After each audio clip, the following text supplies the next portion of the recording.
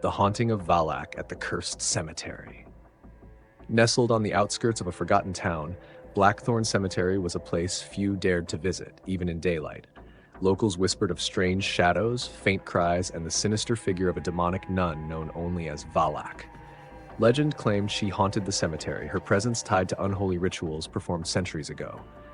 One moonless night, a group of thrill-seeking friends, Mark, Lila, and Jason, decided to explore the cemetery, armed with flashlights and skepticism. "It's just an old graveyard," Jason said, forcing a laugh. "We'll take a few pictures, tell a scary story, and leave." The wrought iron gates creaked ominously as they pushed them open. The air inside was colder, heavier, and carried the faint scent of decay. Tombstones jutted from the ground like broken teeth, their inscriptions worn by time. "This place feels wrong," Lila whispered, clutching her flashlight. They wandered deeper, the silence interrupted only by the crunch of gravel beneath their feet. Suddenly, a chilling wind blew past them, extinguishing Lila's flashlight. "Great," she muttered, shaking it. "Now what?" Before anyone could answer, a faint, guttural whisper drifted through the air. It seemed to come from everywhere at once.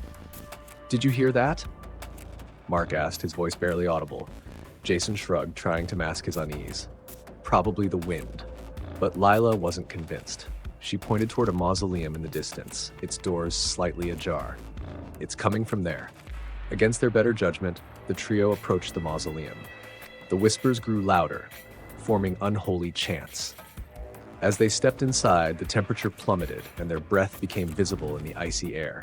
The walls were covered in faded symbols, some resembling inverted crosses. An altar stood at the center, surrounded by burnt candles. A sense of dread settled over them. "This is insane," Mark said, turning to leave. But as he did, the heavy doors slammed shut with a deafening bang. Panic set in. "Who's there?" Jason shouted, his voice echoing in the confined space. Then they saw her. A figure emerged from the shadows, clad in a black and white habit, her face pale and grotesquely contorted. Valak's glowing yellow eyes pierced through the darkness, and a sinister smile spread across her face. Lila screamed as Valak raised a hand, and the air seemed to grow heavier, pressing down on them. The candles on the altar burst into flames, casting eerie shadows that danced across the walls. "Run!" Mark yelled, but their legs felt like lead. Valak moved closer, her laughter echoing around them. Jason grabbed a metal rod lying on the floor and swung it at her. It passed through her as if she were made of smoke. She tilted her head, amused, before lunging at him.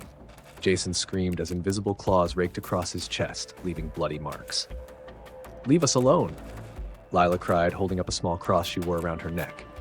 Valak hissed, recoiling momentarily, but the cross shattered in Lila's hand. The demon's laughter grew louder, more mocking.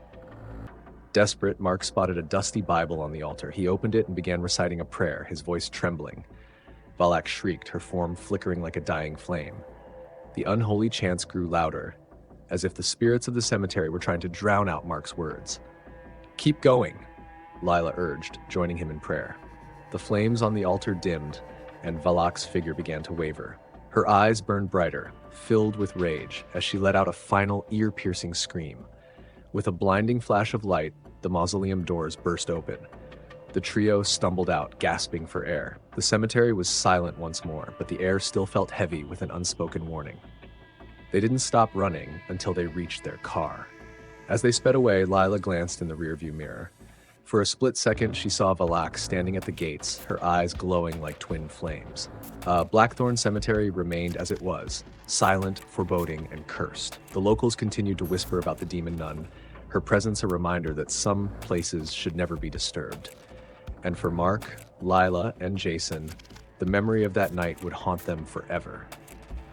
A chilling reminder of the price of curiosity.